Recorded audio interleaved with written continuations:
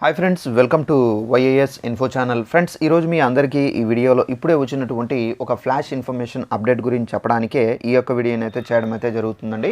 So ఆ flash information update ఏంటంటే, మన యొక్క ఏపీ రాష్ట్ర వ్యాప్తంగా పెన్షన్దారులు ఎవరైతే ఉన్నారో, అనగా ప్రతి నెల ఎవరైతే పెన్షన్లు తీసుకుంటున్నారో వీళ్ళందరికీ సంబంధించి మనకేంటంటే కొత్త రూల్స్ అనేది ప్రభుత్వం అయితే విడుదల చేశారండి.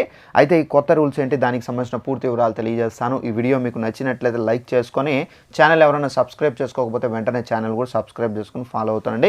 ఇక ఆ వివరాలు అనేది తెలియజేస్తాను. ఇక చూసుకున్నట్లయితే దీనికి సంబంధించిన నోటిఫికేషన్ అయితే వచ్చింది. ఒకసారి ఆ నోటిఫికేషన్లో ఏమేమి డీటెయిల్స్ ఇచ్చారు ఏంటి అనేది క్లారిటీగా మీకు చదివి ఎక్స్ప్లెయిన్ అయితే చేస్తాను.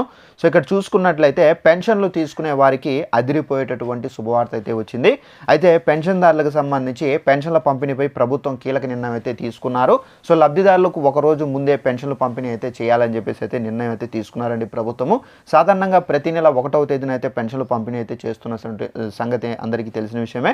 అయితే మనకు జనవరి 1వ తేదీన కొత్త సంవత్సరం కాబట్టి ఆ రోజు మనకు గవర్నమెంట్ హాలిడే ఉంటుంది కాబట్టి, సో దాని కారణంగా మనకు డిసెంబర్ 31వ తేదీన పెన్షన్ల పంపిణీ చేయాలని చెప్పేసి ఏపీ ప్రభుత్వం అయితే నిర్ణయం అయితే తీసుకున్నారు.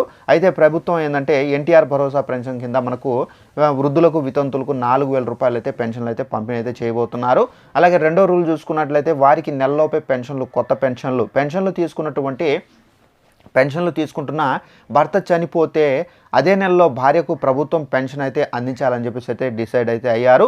నవంబర్ 1 నుండి మనకు ఈ నెల 15వ తేదీ వరకు వితంతులుగా మారినటువంటి 5,402 మంది పెన్షన్లు ఎవరైతే స్పౌజ్ కేటగిరీలో ఈ నెల 31వ తేదీన మనకు 4,000 రూపాయలు చొప్పున పెన్షన్ల పంపిణీ అయితే చేయబోతున్నారు.